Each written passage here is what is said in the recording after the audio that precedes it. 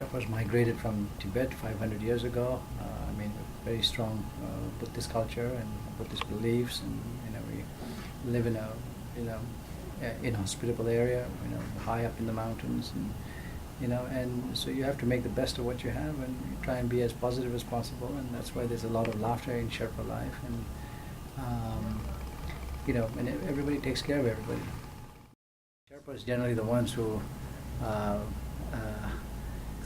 not necessarily in the leadership position, but they're the ones who do all the hard work and seldom get the credit.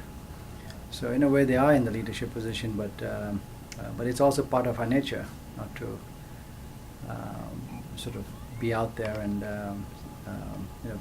the idea of working together is really important as a team. I think the motivation with which you lead is very important. I think those things resonate with no matter who you speak in the Sherpa community. And sense of fairness is really important. So that's important to bear in mind, I think. But yeah, just to work together is really important. To have a sense of motivation, what kind of motivation you have, and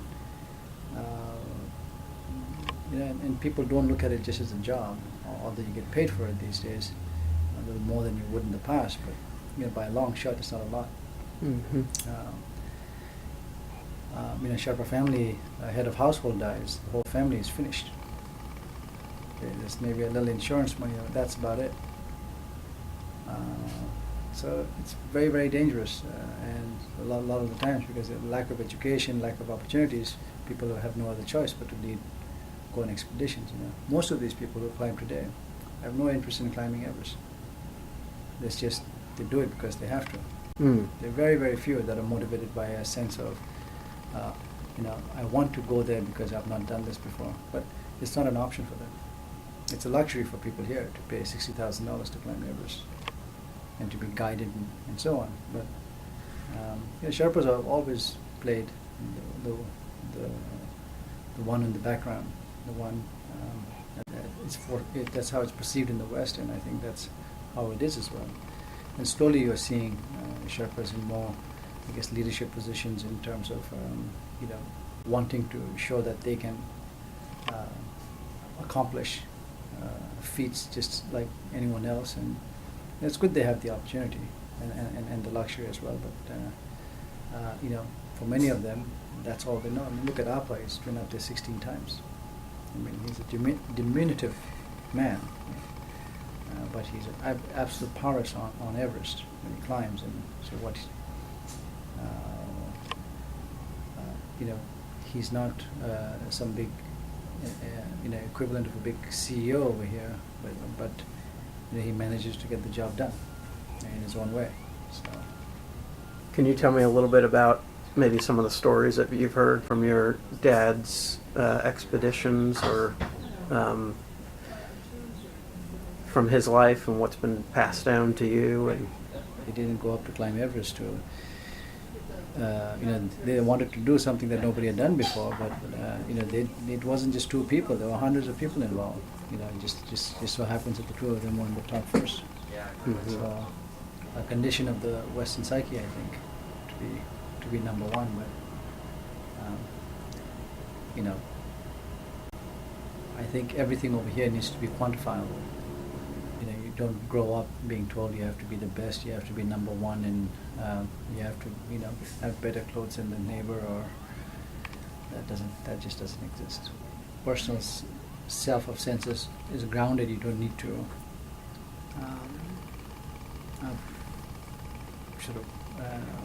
stand up and stick out, and so I think I think that's just part of our culture.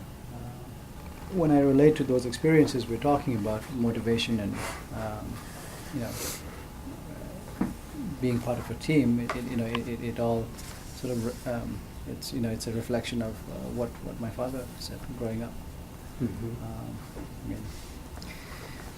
He didn't go up there to say I want to. He had a dream too. He was unusual in that he really wanted to climb Everest. It was something that was his destiny. For a lot of people it wasn't. So whether he was first, second, or fifth, or 10th, it didn't matter. He just wanted to get to the top. It's just something he wanted to do. So that was very unusual. It just so happened that he was there at the right time, at the right place, and he happened to be the most experienced man on Everest at the time, having been on Everest 6 times before. So, and hard work again pays off. Hard work pays off, and going back on Everest 6 times, between 1935 and 1952 is not a joke. So Yeah.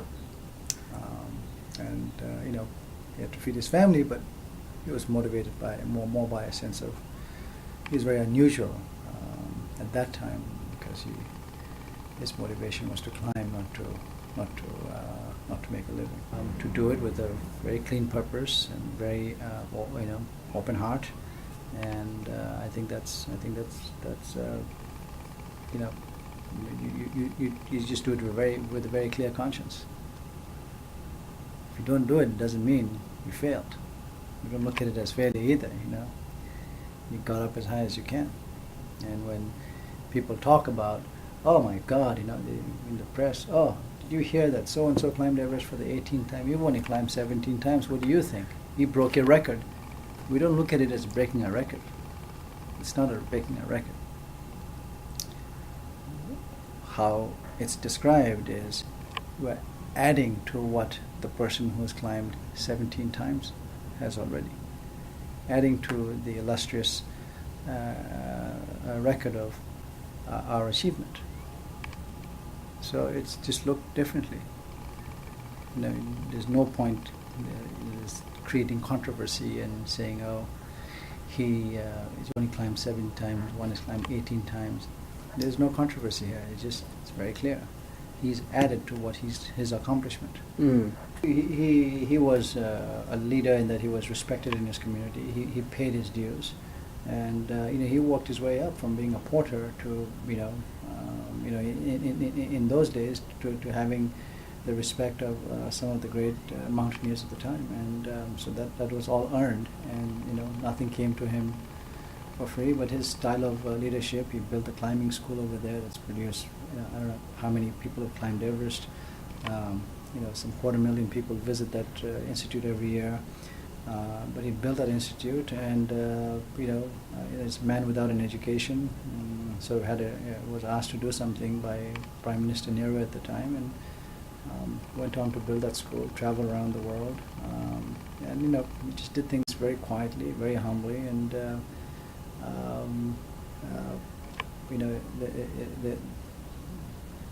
there was really nothing to prove.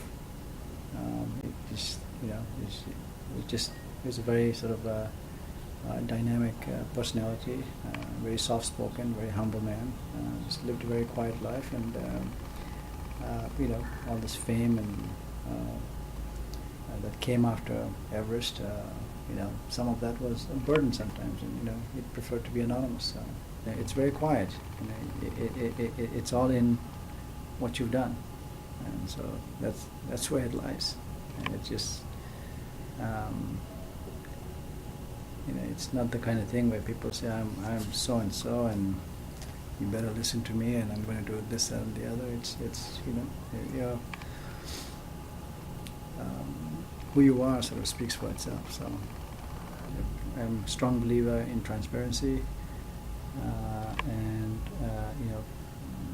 I'm a strong believer in being ethical about everything, and I'm a strong believer in giving credit where it's due.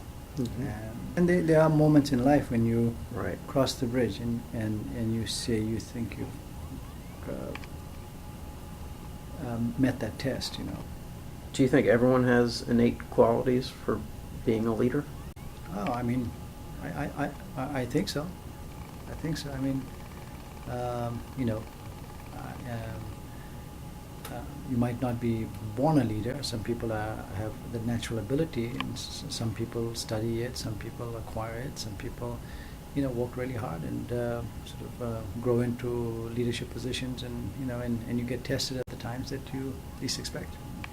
And so I think no matter who you speak with, at some point you have to there are things that you have to stand up for, and who you are sort of comes out, and it's not about you know, what somebody does for work. It just, everybody gets tested in different ways. So you have to be strong. You know, don't sort of set expectations for yourself. Just because he climbed Everest, he did this, doesn't mean I do that. You know, he never said you need to do any of that. You know, over here, if you're a doctor, your father will say you better be a doctor. If you're a lawyer, you better be a lawyer. You want to go to Princeton, Harvard. You know, that's not how we measure people. We just do, you know, we support whatever it is that you're going to do. And you know, anything that keeps the family together, helps the family. That's the main thing. So, yeah, community. There's individual. I mean, it's all fairly fairly complex. But to just put it in simple terms, I mean, just humble, humility. You know, very, very, very humble. Most of these guys.